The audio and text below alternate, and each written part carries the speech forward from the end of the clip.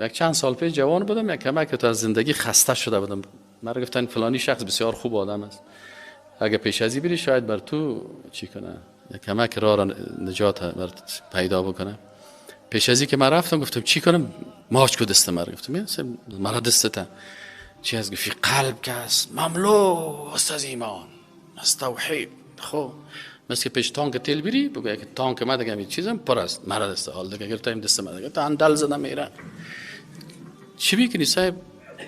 بار که می از قلب خود ایمان در قلب تو داخل. ماشاءالله من دیگه منتظر هستم که چه ایمان در قلبم داخل شد. 40 اندل زد، 50 اندل زد. اونمو بدبختی که ما بودم در اندلای ازی هیچ تاثیر نکرد و خود از این قدر از خود راضی هست. یک قدر توصیف خود ماشاءالله که میره سعی کردم. روز باز میرم پیش از این خمش بازم من خودم ملامت میگم. البته بیچاره راست میگه، البته ملامت ما هستم، سرم تاثیر نمیکنه. البته چطور است.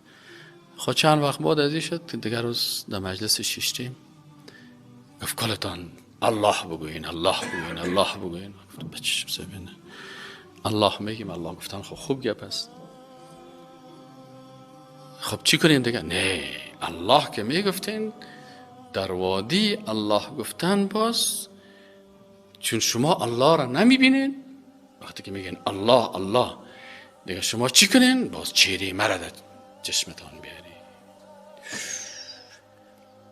همین گپه که گفت که یک دفعه میده من درد گرفت، حالت سرم آمد. من گفتم همین حال دیگه همین چت است، این فرق غضب الله نازل میشه که او احمق و بیعقل تو چی میگه که اینجا آمده بودی؟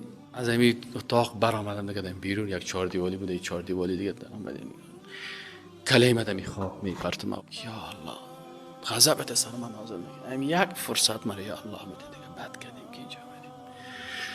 یا الله یک فرصت بده دیگه. حال نزدیک است که من میگم میده میکفه. همین کالای مکسه میگم زمین عرق نمیده شر است دیگه. فکر میکنم که می آسمان دیگه این امیال چی است که این فرق دیگه یا حال میخوره، حال سنگ از آسمان در فرق میخوره.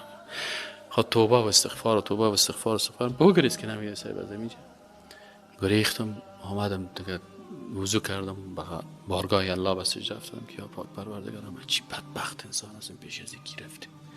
اینی بدبختی هاست که کسایی که مثلا میگه چه به علم شیخی که هم دغه کفری بس نه.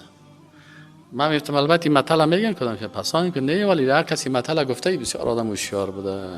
چه به علم شیخی که هر کسی که به علم شیخگری میکنه و مولایی میکنه همین کفر بسش است. نیمچه مولا میگه دشمن دین است، خو نیمچه دکتر دشمن الله است، نیمچه ساینسدان، نیمچه فیلسوف ویخی دشمن الله است. این حالی نیمچه که از کل دنیا را نیمچه خراب کرده. اگر همه نیمچه بیاری یک دان نیمچه مولا را بشانی تو بر دین تشریح میکنه که دلت از سیاه میکنه از این دین. سری کسایی که مثلا از مسجد نمیره و متنفر از دین شده و چی شده، علتش کلش اینه مردم های چی هست؟ نیمچه هست که نمیفهمه. او فکر میکنه والا ما که دمی اسلام آمدم نام ملا شد و مولوی صاحب شد و باز داملا شد دیگه وظیفه ما تمام رو سرنمی است که اختلاف بکنم و که تو کردی ولی تو دست بالا ماندی و تو پایین ماندی دیگه نمی جنجاله هست. اما اگر عالم صحیح شوه و عالم مکمل شوه ای باز میفهمه که نه برادر عزیز ما بنده های الله هستیم. الله از کی راضی هست؟ خاتمه ما هم مستور است، خاتمه از یا هم مستور است و کلگی بنده های الله هست و ما خدمتگارای دین هستیم، ما چپراسی های دین هستیم. ما خود ما مثلا محتاج هستیم، اگر دعوت هم میکنیم محتاج هستیم، اگر درس هم میتیم محتاج هستیم، اگر تبلیغ هم میکنیم خود ما محتاج هستیم. ما باید از دیگر که زیادتر تواضع داشته باشیم، زیادتر باید بترسیم، زیادتر به بارگاه الله رجوع بکنیم. اینا کل ازیک است. اما اگر نیمچه مولا را آوردی، نیمچه مولا دیگه تو شکمش سیر است. من خود جنتی هستم، خودم خود جنتی هستم. حالا بیاین که خودم ایمان قلبم پر از دیگه، من خود دیگه بشکه ایمان هستم. حالا بیا که در تو ایمان انتقال بدم، مرا دسته باز دیگه چیزا نمیرم اندل